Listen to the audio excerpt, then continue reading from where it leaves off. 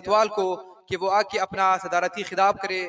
عبدالرحیم زیارتوال صاحب شہید عثمان خان کاکڑ کے ساتھ سیاسی سفر میں آخری دم تک ساتھی بن کے رہے۔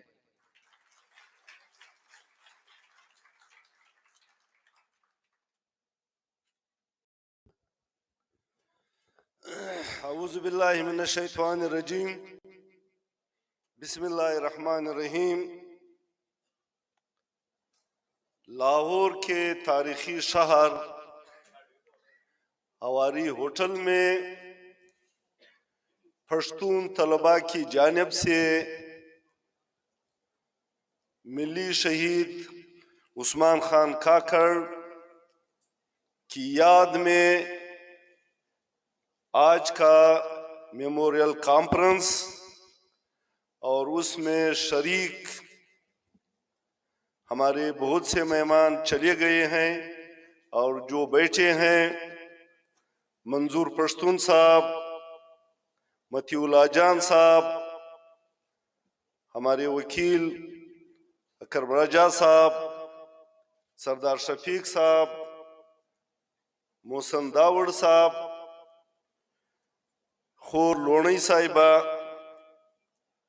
اور خوشحال خان، اور یہاں پہ بیٹھے میرے معززین خواتین و حضرات، آپ سب کی اجازت سے سب سے پہلے میں اپنے محبوب ساتھی جو میرے ساتھ رہے ہیں، میرے رفیق کاروان رہے تھے، آپ سب کی نمائندگی سے اور پارٹی کی رہبری کی جانب سے جناب محترم محمود خان اچکزئی کی جانب سے ملی شہید عثمان خان کاکڑ کو خراج عقیدت پیش کرتا ہوں کہ انہوں نے پشتون قوم، پاکستان کے مظلوم قوموں اور مظلوم عوام کے لیے جو آواز اٹھائی تھی،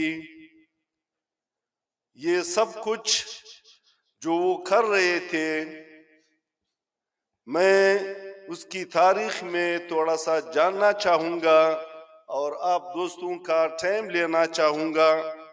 اس کے لیے معذرت پہلے سے۔ دوستو، ساتھیوں، ہم جس کاروان کے ساتھی رہے ہیں اور ہمارے ساتھ جو سلوک روا رکھا گیا ہے، میں اس کے بیک گراؤنڈ میں جا کے تھوڑی سی تفصیل بتاؤں گا۔ ہم نے اپنی پارٹی کی بنیاد پاکستان میں کسی سیاست کے خلاف یا پاکستان کی قیام کے بعد نہیں رکھی تھی۔ ہمارے اکابرین انگریز کے خلاف سیاسی میدان میں اترے تھے اور انگریز کے خلاف جدوجہد کر کے اس ملک سے انگریزوں کو نکالنے میں پشتون من حیث القوم، اس کا کردار برصغیر میں رہنے والے قوموں اور اس کی آبادی کی تناسب سے پشتون کا حصہ سب سے زیادہ اور سب سے بڑا ہے۔ دوسری بات جو میں یہاں رکھنا چاہتا ہوں، انگریز پشتون کی قربانیوں کے نتیجے میں برصغیر چھوڑ کے چلا گیا، لیکن جانے کے بعد ہمارے ساتھ جو سلوک روا رکھا گیا وہ اتنا بے رحم سلوک تھا۔ میں اسٹیج پہ اگر بیان بھی کرنا چاہوں، شاید میرے ساتھ وہ الفاظ نہیں ہوں گے۔ جو کچھ یہاں کیا گیا، دوستوں اور ساتھیوں، ملک بننے کے بعد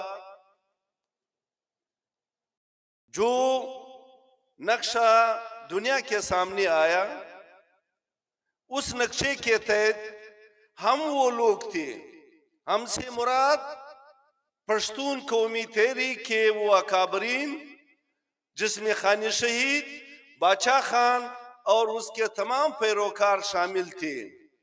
ہم نے پہلے دن سے اس ملک کے لیے جو نقشہ کھینچا تھا وہ بنیادی طور پہ یہ تھا کہ یہ ایک فیڈریشن ہے اور اس فیڈریشن کے لیے ایک آئین کی ضرورت ہے، اور اس آئین میں فیڈریشن کی اکائیوں کو 23 مارچ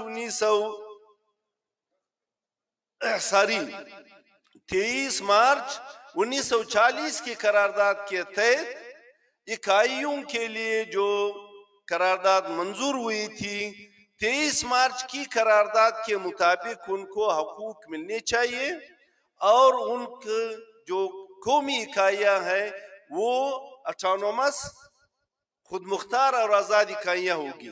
لیکن دوستوں اور ساتھیوں، ان تمام اصولوں سے جن کی بنیاد پہ پاکستان بنا تھا اور جو قربانیاں ہم نے دی تھی، اس سے پہلے دن کی انکار کی وجہ سے میں اس لیے یہ بات رکھ رہا ہوں کہ پاکستان آج جن بحرانوں میں گر چکا ہے، یہ آج کی نہیں ہے، یہ اس دن کی باتیں ہیں، پہلے دن سے جن کی بصیرت تھی، جو جانتے تھے، جن کا ویژن تھا، ان کو نہیں مانا گیا، ان کو جیلوں میں ڈالا گیا، ان کے ساتھ جو برتاؤ کیا گیا، اس کا نتیجہ آج ہم سب کے سامنے ہے۔ آج پاکستان جس نچ پہ پہنچ چکا ہے، اس کی بنیادی وجوہات اس دن سے شروع ہوتی ہیں جس دن ہمارے اکابرین فیڈریشن کی، آئین کی، جمہوریت کی، جمہور کی حکمرانی کی بات کر رہے تھے۔ جو غدار، جو سب سے سستی چیز پاکستان میں ہے، وہ یہ الزام لگانا، یہ غدار، وہ غدار۔ ہم اس بنیاد پہ غدار ٹھہرے تھے، اور جن لوگوں نے یہ کام کیا، جن کو محب وطن کہا گیا، آج میں اسٹیج پہ بیان کرنا چاہوں گا کہ ایک دن ایسا آیا جن کو غدار کہا گیا، ان لوگوں کو پاکستان کے سپریم کورٹ نے اپنے فیصلے میں پاکستان کے ہیروز اور ان کے خلاف جو کام کر رہے تھے، جو ریاست کی طاقت کو استعمال کر رہے تھے، اور ان کو وہ نام دیا جو ہمیں دیا جا رہا تھا۔ دوستوں اور ساتھیوں، میں یہاں یہ بات رکھنا چاہتا ہوں، پاکستان بننے کے بعد ہم مسلسل جیلوں میں رہے، ہمارے اکابرین جیلوں میں رہے، لیکن اس کے بعد جب ہم جیلوں میں رہے تو جو کمیٹی بنی تھی، بیسک پرنسپل کی کمیٹی، آئین کے لیے جو کمیٹی بنی تھی، اور اس نے 4 سال کام کیا تھا، اور اس نے ملک کے لیے آئین تشکیل دیا تھا، لیکن 1955 میں اس کمیٹی کو 54 میں توڑا گیا، 55 میں 1 یونٹ، اور پھر اس کے بعد سن 56 کا آئین، پھر 58 کا مارشل لا، اور اس کا پہلا قیدی عبدالصمد خان اچکزئی، اور 14 سال قید بامشقت گزارنے کے بعد جب وہ رہا ہوئے، 7 ووٹ کی پرچی بھی لے آئے تھے، اس کے ہاتھ میں ووٹ کی پرچی تھی۔ تو دوستوں اور ساتھیوں، یہ عرصہ ہم گزار چکے ہیں، ہم ان لوگوں کے پیروکار ہیں۔ عثمان کاکڑ ان لوگوں کے راستے پہ تھا، عثمان کاکڑ ان لوگوں کی آواز بن گیا تھا جو اس سے پہلے یہ کام کر چکے تھے۔ لیکن دوستوں اور ساتھیوں، جو کچھ ہوا اس ملک میں، جس طریقے سے ہوا، اس کی میں بیان یہاں رکھنا چاہتا ہوں آپ کے سامنے۔ میں یہ رکھنا چاہتا ہوں کہ یہ خرابی کہاں سے تھی، اور جو لوگ ملک کو چلا رہے تھے، کیا وہ لوگ اس کے اہل تھے؟ کیا آپ کرائے کے لوگوں سے ملک چلا سکتے ہیں؟ کیا آپ ایجنٹ سے ملکوں کو ترقی دے سکتے ہیں؟ کیا آپ کے دوستوں کے پاس یہ ویژن تھا؟ کیا آپ کی لیڈرشپ کے ساتھ یہ ویژن تھا؟ اور جس دن عبدالصمد خان اچکزئی کو ایک کرنل نے عمر قید کی سزا سنائی، اور وہ رستم سے پیچھے ہٹا، مڑ کے پھر واپس آیا، یوں ہاتھ رکھا کہ کرنل صاحب، کیا پاکستان 14 سال انٹیکٹ رہ سکے گا؟ کرنل کے پاس کیا جواب تھا؟ کوئی جواب نہیں تھا، اور پاکستان 14 سال سے پہلے پاکستان ٹوٹ گیا۔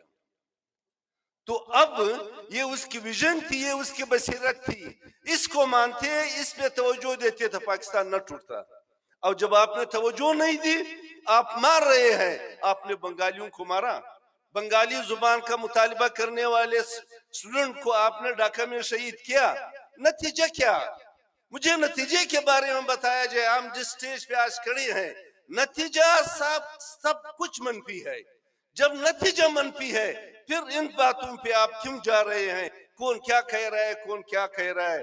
یہ پاکستان چل سکتا ہے لیکن چلانے کے طریقے تبدیل کرنے ہوں گے۔ ایک ملازم ملک کو نہیں چلا سکتا، ایک پولیٹیکل پارٹی، ایک سیاستدان اور عوام کے ووٹوں سے منتخب نمائندے اس ملک کو چلا سکتے ہیں۔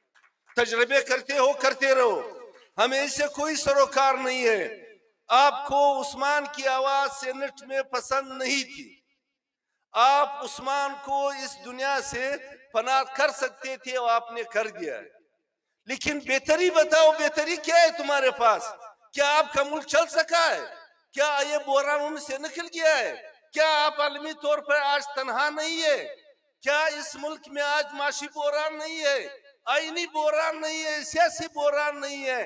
کیا فیڈریشن کی اکائیاں اس وقت مطمئن ہے؟ اب جب کوئی بھی مطمئن نہیں ہے، معاشرتی بحران ساتھ ساتھ ہے، ان تمام چیزوں کا ہم نے ادراک کرنا ہوگا، سوچنا ہوگا ان لوگوں کو کہ اس کا حل کیا ہے۔ جب تک ہم اس پہ نہیں سوچیں گے، جب تک نیشنل ڈائیلاگ نہیں ہوگی، جب تک سارے لوگ بیٹھیں گے نہیں اور اس پہ بات نہیں ہوگی، ہم اس ملک کو نہ چلا سکتے ہیں، نہ آگے لے جا سکتے ہیں، نہ یہ بچ سکتا ہے۔ دوستو، ایسی صورتحال میں عثمان خان اور اس کا کردار، عثمان کاکڑ شہید اور اس کی جو ایڈیالوجی، جو فکر تھی، جو سوچ تھی، وہ پشتونخوا ملی عوام پارٹی کی ایڈیالوجی، فکر اور سوچ ہے۔ ہم سارے اس راستے پہ چل رہے ہیں، ہم نے یہ سب کچھ کیا ہے، ہم نے یہ سب کچھ بتایا ہے، اس میں ایسی کوئی بات نہیں ہے جو ہم چپکے سے کر رہے ہیں۔ 1992 سے پاکستان کی پارلیمنٹ میں یہ تمام باتیں محمود خان بتلا رہے تھے اور آج تک ہم بتا رہے ہیں۔ ہماری خارجہ پالیسی کیا ہے؟ خارجہ پالیسی میں آپ کی داخلہ پالیسی غلط ہے۔ داخلہ پالیسی کی تشکیل پارلیمنٹ سے نہیں ہے، عوام کے نمائندگوں کی نہیں ہے۔ داخلہ پالیسی میں آپ کی پارلیمنٹ کا اختیار چھین لیا گیا ہے، یہ داخلہ پالیسی ہے۔ داخلہ پالیسی میں آپ عوام اور اس کی منتخب پارلیمنٹ کو نہیں مانتے۔ داخلہ پالیسی میں آپ آئین توڑتے ہیں، اس میں بات نہیں ہوتی۔ داخلہ پالیسی میں آپ لوگوں کو مارتے ہیں، اٹھاتے ہیں، لاپتہ کرتے ہیں، اذیتیں دیتے ہیں، یہ آپ کی داخلہ پالیسی ہے، اور اس کے نتیجے میں تشکیل شدہ خارجہ پالیسی آپ کی ناکام ہے۔ آپ آج تنہا کھڑے ہیں، آپ کے ساتھ کوئی نہیں ہے، آپ کے ساتھ کوئی تجارت نہیں کر رہا ہے، آپ کے پاس کوئی نہیں آ رہا ہے، سرمایہ کاری نہیں کر رہا ہے، یا وحشت ہے یا دہشت ہے۔ ابھی آپ کے سامنے میرا دوست محسن داوڑ، میرا ساتھی محسن داوڑ آپ کو بتا چکے ہیں کن باتوں کی پاداش میں 4 جوانوں کو، وہ تصویر بھی انہوں نے بتایا کہ دوپہر کا کھانا ایک ساتھ کھا رہے ہیں، ان سب کو مارا ہے۔ کس بات کی پاداش میں مارا ہے اور کیوں کر مارا ہے؟ کیا جرم کیا ہے؟ بتایا جائے، معلوم کیا جائے۔ آج ہم یہاں کھڑے ہیں، ہم جمہوریت کے لیے ہماری جدوجہد ہے، میڈیا کی آزادی کے لیے ہماری جدوجہد ہے، جو کوئی بات نہیں کر سکتا تھا آمروں کے خلاف ہماری جدوجہد ہے۔ آج اس حال میں میڈیا کے کتنے لوگ آئے ہیں؟ ابھی میرے پاس میں ساتھی آیا کہ میڈیا والا کہہ رہے کہ سٹیٹمنٹ لکھ کر کے دے دوں۔ میں نے کہا کیوں لکھ کر کے دے دوں؟ کس بنیاد پہ؟ قومی زبان میں بات کر رہے تھے سارے لوگ، میڈیا کہاں ہے؟ لکھ لیتے اور اپنے اخبار میں چھاپ لیتے۔ یہی صرف نہیں، آج میں لاہور میں کھڑا ہوں، خدا کا فضل ہے کہ ساری دنیا میری تقریر، آپ کی تقریر سن رہے تھے۔ میڈیا کا زمانہ ہے، لیکن ہے کیا؟ کوئٹہ کی خبر لاہور میں، کوئٹہ کی پارٹیوں کی خبر لاہور میں نہیں چھپتی، پشتونخوا پشاور کی خبریں یہاں نہیں چھپتی، سندھ کی خبریں یہاں نہیں چھپتی۔ لاہور کے آدمی کو پتہ نہیں کہ سندھ میں کیا ہو رہا ہے۔ کس سے چھپا رہے ہو؟ یہ ملک عوام کا ہے، کسی کی باپ کی جاگیر نہیں ہے۔ ان کو بتاؤ، وہ خود حل نکالیں گے، وہ خود پیچھے جائیں گے۔ تمہیں کس نے ٹھیکہ دیا ہے کہ تم ان باتوں کو چھپاتے ہو میڈیا کے ذریعے؟ میڈیا سے میں کہتا ہوں، ہم نے میڈیا کے لیے قربانی دی ہے، ہم وہ لوگ گئے 1938 میں کوئٹہ میں اخبار کی بنیاد عبدالصمد خان اچکزئی نے رکھی تھی، استقلال اخبار، اس نے یہ شروع کیا تھا. اور ہم میڈیا کے لیے مار پیٹ ہم نے کھائی ہے، لیکن میڈیا آج ان قوتوں کو، آج ان پارٹیوں کو جو جمہوریت کے لیے بات کر رہے ہیں ان کو پروموٹ نہیں کر رہا ہے، ان لوگوں کو پروموٹ کر رہے ہیں جو ایجنٹ کا کردار ادا کر رہے ہیں. ایجنٹ سے آپ بہت کچھ آپ نے ان کے ساتھ کیا ہے، اور وہ ایجنٹ آپ کے گلے پڑیں گے، اور وہ ایجنٹ آپ کی یہ بٹن توڑنے میں لگے ہوئے ہیں. ہوش کے ناخن لو، وقت نہیں ہے. آ جاؤ، نیشنل ڈائلاگ کرو، سب کو بٹھاؤ، میڈیا کو بٹھاؤ، فوج کو بٹھاؤ، تمام اداروں کو بٹھاؤ، سیاسیوں کو بٹھاؤ، نیشنل ڈائلاگ کرو اگر آپ نے بچانا ہے. یہ ہے ہماری فکر، یہ ہے عثمان خان کی جدوجہد. آپ اکیلے طور پہ یہ نہیں کر سکتے ہیں. آپ ایجنٹ کو اور پٹھوں کے ذریعے اس ملک کو نہیں چلا سکتے. ڈوب رہا ہے. کیا معیشت ہے آپ کے پاس؟ 9500 ٹوٹل وہ جمع ہے آپ کی بجٹ کا. 4340 آپ کا خسارہ ہے. 90% خسارہ ہے. 12% سے زیادہ خسارے والا ملک دنیا میں نہیں رہ سکتا. میں نہیں کہتا ہوں، معیشت کے ماہرین کہتے ہیں جس ملک کا بجٹ اور اس کا خسارہ 12% سے زیادہ بن جاتا ہے وہ ملک فلی ایگزسٹ نہیں کرتا. یہ بجٹ، اس قسم کے بجٹ دمک کی طرح ملک کو چاٹ لیتا ہے. ہم کہاں کھڑے؟ کسی کو پتا ہے اس بات کا؟ مہنگائی کہاں ہے؟ کیا بات کرتے ہیں کہ اس نے فلانا معاہدہ کیا، یہ کاغذ اٹھا کے یوں دکھاتے ہو. معاہدہ اصل میں یہ ہوا ہے کہ آپ کا اسٹیٹ بینک IMF آپ سے لے چکا ہے. آپ اسٹیٹ بینک سے کسی بھی ایمرجنسی میں 2 پائی نہیں نکال سکتے. جو بھی آپ کے پاس پڑے ہوں گے IMF کی اجازت کے بغیر آپ 2 پائی نہیں اٹھا سکتے وہاں سے. آپ کی حیثیت کیا بن گئی ہے؟ کس نے بنا دیا ہے؟ اس کو کون بچا سکتا ہے؟ جمہور بچا سکتا ہے، جمہور کی نظریات بچا سکتا ہے، جمہوریت بچا سکتا ہے، پارلیمنٹ بچا سکتا ہے، خود مختار پارلیمنٹ بچا سکتا ہے. آج کیا ہے؟ آج ہم کہاں کھڑے ہیں؟ آپ کی آئین، اس کی بالادستی تسلیم نہیں کی جا رہی ہے. پارلیمنٹ کی خود مختاری نہیں مانی جا رہی ہے. جمہور کی حکمرانی میں رکاوٹیں ڈالی جا رہی ہے. اور اس طریقے سے آپ کا فیڈریشن یہ قوموں کی برابری کا فیڈریشن نہیں ہے. 23 مارچ 1940 کی قرارداد کے برخلاف آپ کا فیڈریشن ہے. یہاں قوموں کی زبانوں کی آزادی نہیں ہے. یہاں تاریخ اور ثقافت کی ہماری آزادیاں نہیں ہے. آپ یہ نہیں کر سکتے. یہ سب کچھ جو کیا ہے اس کے نتیجے میں بربادی آئی ہے. اس بربادی سے نکلنے کے لیے کیا کرنا ہوگا، کس طریقے سے کرنا ہوگا؟ اس میں پہلی بات یہ ہے کہ پاکستان کا اس وقت جو آئین ہے اس کو اس کے تمام ادارے آئین میں دیے ہوئے اختیارات کے تحت اسٹیٹ کے ملازم بن کے اپنی خدمات سر انجام اگر دیں گے تو شاید ہم اس کو بچا سکیں. اور اگر اداروں کے اختیارات آئین کے تحت جو اختیارات اس میں اختیارات کا تعین ہوا ہے اگر یہ اختیارات نہیں ہوں گے تو پھر مشکل ہو جائے گا. آپ آئین اور آئینی اداروں کی پامالی، اس کے اختیارات کی پامالی کر رہے ہیں. اس کو سٹاپ کرنا ہوگا، ختم کرنا ہوگا، بند کرنا ہوگا اور آئین کو تسلیم کرنا ہوگا. دوسری بات، عوام کی جو منتخب پارلیمنٹ ہے اس کی اختیارات کو تسلیم کرنا ہوگا. اس کو عوام کی طاقت کا سرچشمہ بنانا ہوگا اور اس کو تسلیم کرنا ہوگا. پرچی اور اس کی حقیقت اور اس کے ووٹ کو اس میں مداخلت اب کہہ رہے ہیں کہ ہم آئندہ مداخلت نہیں کریں گے. مطیع اللہ جان صاحب یہ وعدے ہو رہے ہیں لیکن بات یہ ہے اعتماد کسی کو نہیں ہے اور اب بھی وہ مداخلت جاری ہے. اسٹیٹمنٹس میں سرکاری ملازم کسی بھی ملک کی پالیسی پہ بیان نہیں دے سکتا، وہ جس بھی ادارے کا ہے. آئین ہمارا یہ ہے.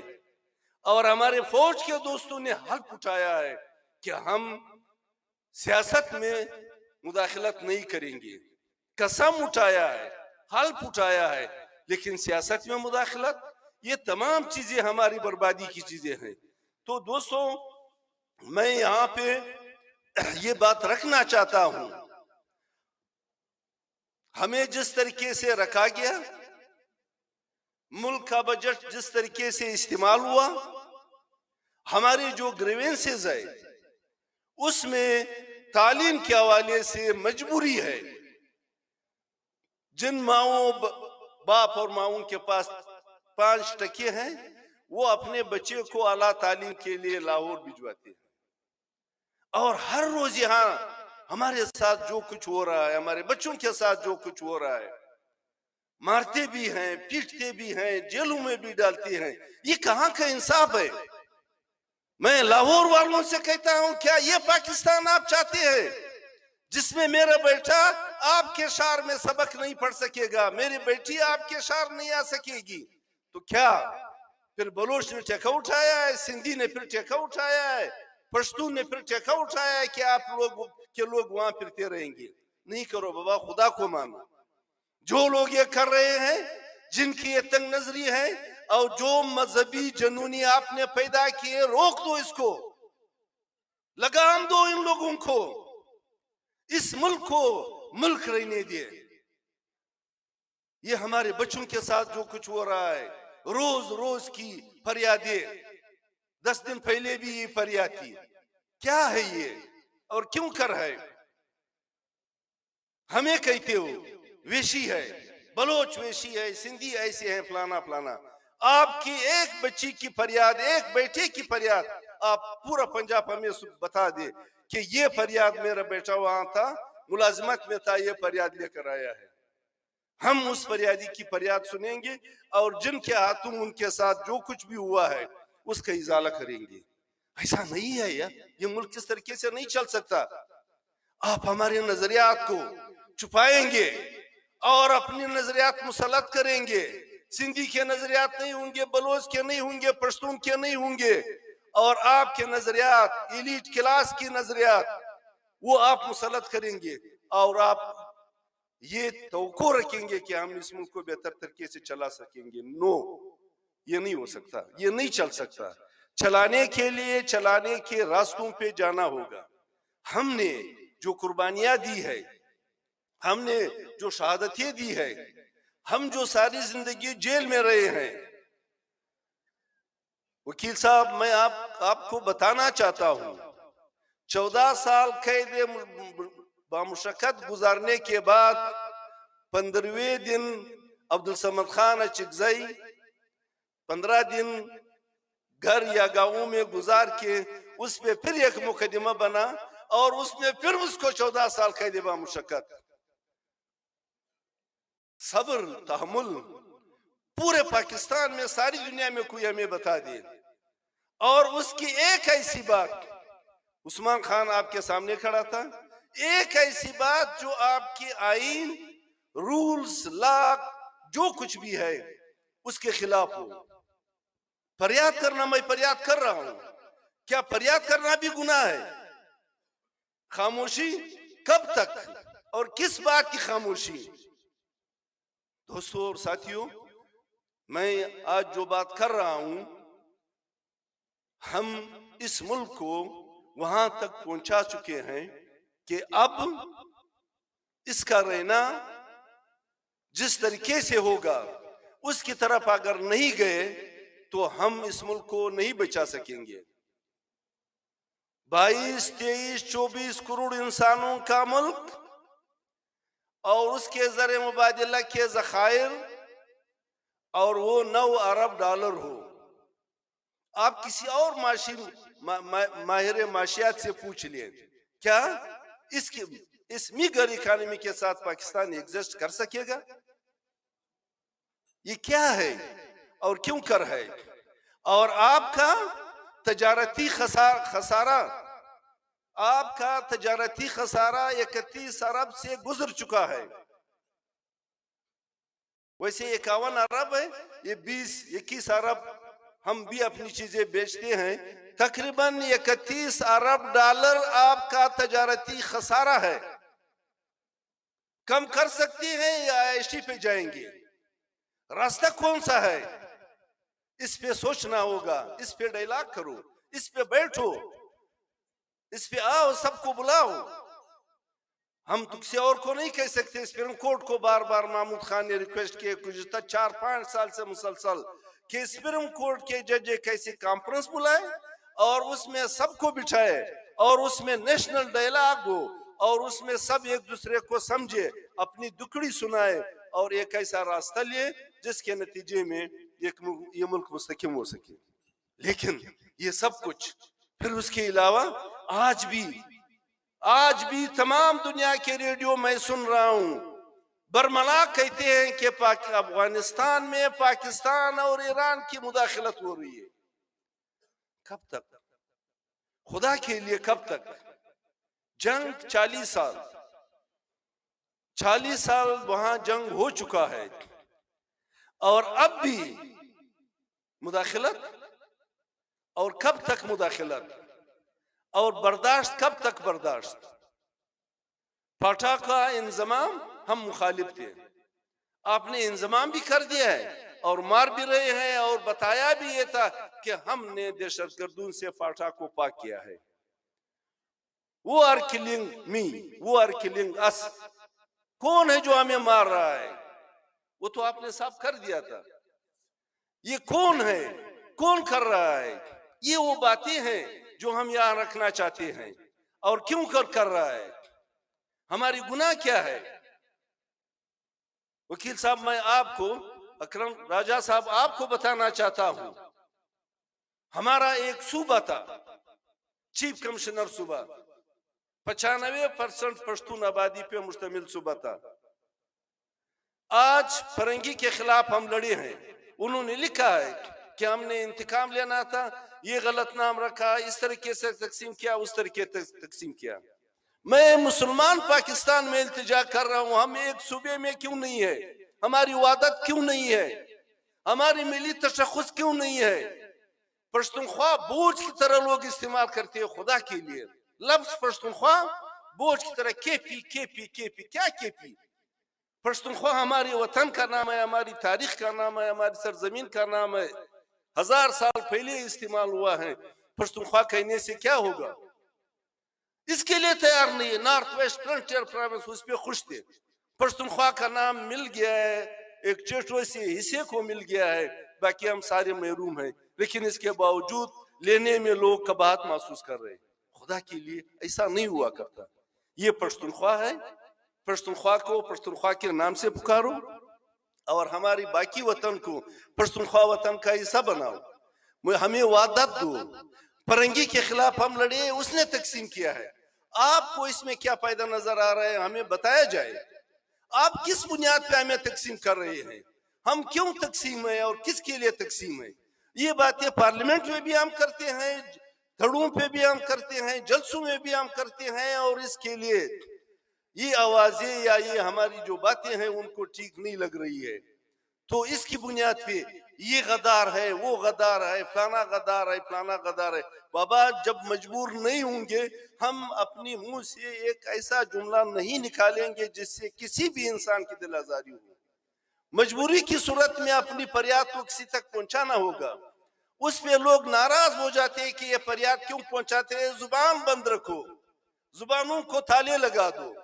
لگائیں گے تو کب تک لگائیں گے؟ ہم اگر لگا بھی دیں گے تو کیا انسانی معاشرت, کیا آپ کی سوسائٹی, اس کے زبانوں پہ یہ تالے, یہ بند, ان تالوں سے وہ منہ بند ہوں گے؟ نہیں. جب نہیں ہے, نہیں ہو سکتا, پھر آپ اپنی طرز حکمرانی کو بدلے, استعماریت کی طرز کو بدلے, برابری کی قوموں کی برابری کی حقیقی فیڈریشن اس کو بنائے, جمہوریت کو اس میں رواج دے, آئین کی پاسداری کرے, پارلیمنٹ کو خود مختاری دے, قوموں کو صوبائی خود مختاری جو اس وقت آئین میں طے ہے وہ خود مختاری صوبوں کو دے. آپ کی باتیں سنور جائیں گی، اور اگر آپ انکار کریں گے، نہیں مانیں گے، آئین پر عمل درآمد کرنے نہیں دیں گے، بگاڑ کی طرف جائیں گے، بربادی کی طرف جائیں گے، اور پھر ہمیں کوئی نہیں بچا سکتا. اس صورتحال میں لوگوں کو، قوموں کو، عوام کو مطمئن کرنے کے لیے جو راستے پہلے دن سے بادشاہ خان اور خان شہید آپ کو بتاتے چلے آئے ہیں، اس کے تحریک آپ کو بتاتے چلے آئے ہیں، اس کے اکابرین آپ کو بتاتے چلے آئے ہیں، اور اس پہ ہم جیل، قربانیاں، سب کچھ ہم برداشت کر چکے ہیں.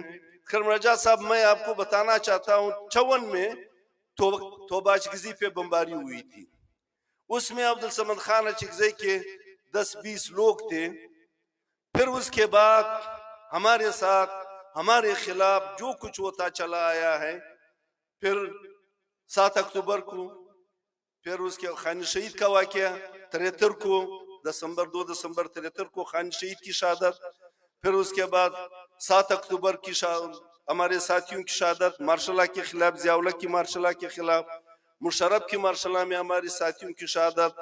پھر اس کے بعد مشرف کی مارشل لا میں 27 اپریل کی شہیدوں کی شہادت، اور ہمارے گھر پہ، محمود خان کے گھر پہ حملے، اور آپ کے لاہور کا یا گجرانوالے کا چودھری شجاعت صاحب آئے تھے.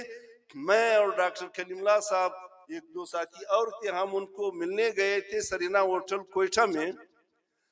تو جو باتیں ہم نے ان کے سامنے رکھی کہ بابا ہمارے گھر پہ حملہ ہے، راکٹ ہے، پتہ نہیں کس قسم کا اسلحہ ہے، خالی بمبار نہیں ہوا ہے، تمام اسلحے ہمارے گھر پہ استعمال ہو رہے ہیں.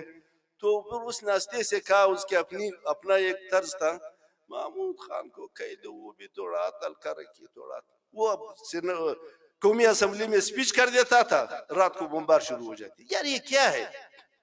آدمی تو آپ کے پاس قومی اسمبلی میں بیٹھا ہوا ہے، 5-10 آدمی جاؤ ان کے ساتھ بیٹھو کہ جو بات آپ کر رہے ہیں پاکستان کے نقصان میں، ہم چھوڑ دیں گے.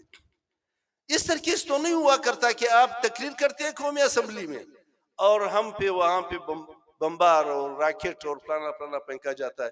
تو کہنے کا مقصد یہ ہے، وہ اسلحہ جو اسٹیٹ کے خلاف استعمال کرتا ہے، صرف ہوائی بمبار کے علاوہ وہ تمام اسلحہ ہمارے خلاف وہاں استعمال ہوا.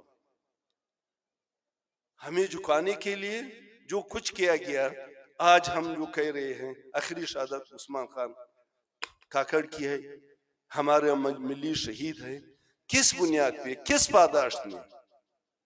خوشحال خان نے تھوڑی سخت لہجے میں بات کی عمران خان کے بارے میں. تو ملک کے وزیر اعظم تھے، ملک کی وزیر اعظم کی حیثیت سے ہمیں حساب دو، کیا ہوا؟ وہ پشتو کی متل دے وہ پل ترزان تیر کا یا غل پلاس رکھا.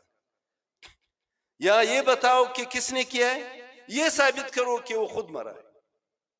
کچھ بھی نہیں کر سکتے. یہاں تک ایوان بالا کا ممبر تھا، اس کی عزت کے لیے، اس کی فاتح خوانی کے لیے، عمران تم کس پاکستان کی بات کرتے ہو، کس دوستی کی بات کرتے ہو، کس کو غدار کہتے ہو؟ تم سے بڑا غدار کون ہو سکتا ہے؟ ایوان بالا کی ممبر کی حیثیت سے وہاں سے ریٹائر ہوا تھا، جون میں اس کو مارا گیا. آپ فاتح خوانی کے لیے، آپ کی پارٹی، آپ کا کوئی دوست وہاں نہیں آ سکا.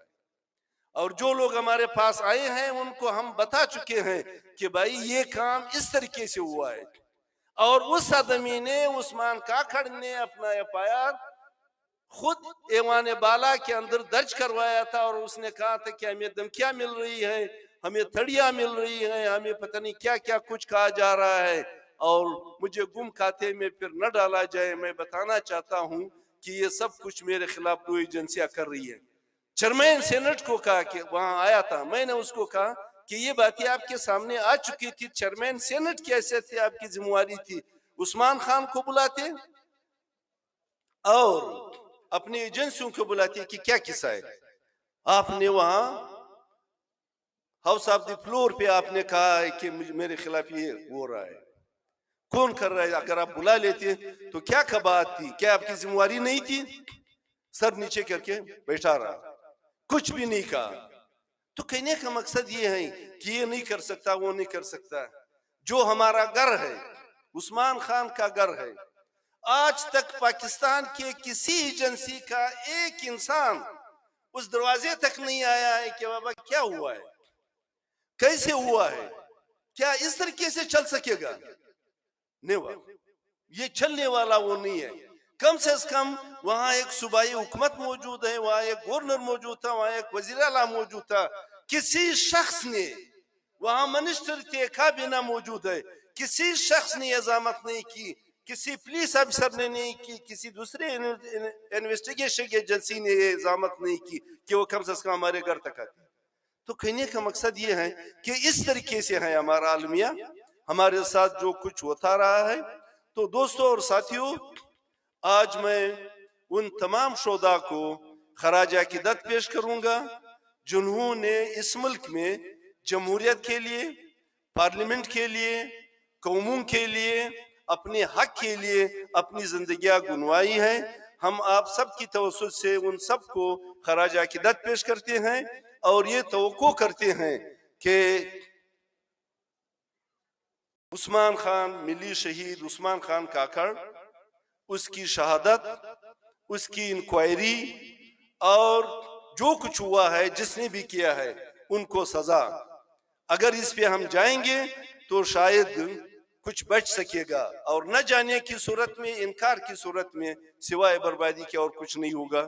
تو آج کے دن کے حوالے سے یہاں جن سٹوڈنٹ نے اس تقریب کا اہتمام کیا ہے، میں ان بہن بھائیوں سب کا مشکور ہوں، اور انہوں نے ایک بڑا کام کیا ہے اور اپنے شہید کو، اس کے لہو کو، اس قدردانی کی ہے۔ میں ان سب کا مشکور ہوں، اور جتنے مہمان یہاں آئے، کچھ چلے گئے ہیں، کچھ بیٹھے ہیں، ان تمام مہمانوں کا جنہوں نے اپنا جمہوری حق سمجھا اور ملی شہید عثمان خان کاکڑ کی اس میموریل کانفرنس میں شرکت کی، یہاں آئے، سب کے ہم مشکور ہیں۔